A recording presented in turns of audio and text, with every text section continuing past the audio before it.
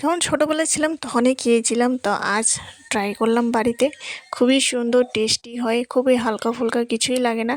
তো শুভ সকাল বন্ধুরা, তোমরা সবাই কেমন আছো? তো বন্ধুরা, আজ সকাল থেকে ব্লগটা স্টার্ট করলাম। তো আজ সকালবেলা ব্রেকফাস্ট এই যে লবণ দিয়ে সুন্দর পিঠা তৈরি করলাম। এখন আর শীতের দিন পড়েছে, তো চাউলের গুঁড়া নিয়েছি। তো চাউলের গুঁড়া দিয়ে সুন্দর করে ঘোল বানিয়ে 1 কাপ মতো জল দিয়ে, 1.5 কাপ মতো জল দিয়ে, সুন্দর লবণ দিয়ে, তারপরে এইভাবে তাওয়ার মধ্যে সামান্য একটুখানি তেল দিয়ে সুন্দর আমরা পিঠাগুলো তৈরি করে নিতে পারি। এই যে দেখুন, সামান্য, বেশি মোটাও না, বেশি পাতলাও না।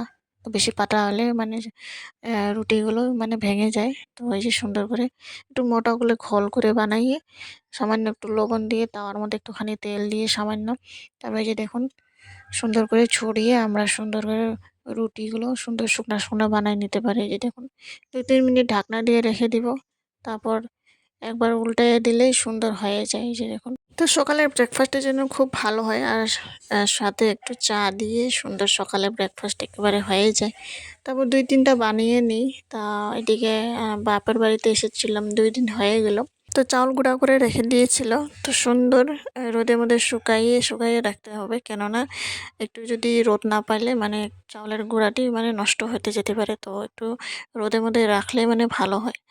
যখন একটু রোদ পালে তখন আর বেশি ভালো হয়। তারপরে এই যে তখন সুন্দর করে ঘোলাইয়ে আমরা 2-3টা করে রুটি বানিয়ে নিই।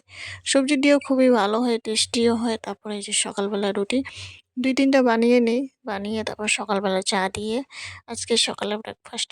তো বন্ধুরা, কেমন হয়েছে ভিডিওটি অবশ্যই লাইক, কমেন্ট, শেয়ার, সাবস্ক্রাইব করে জানাবেন।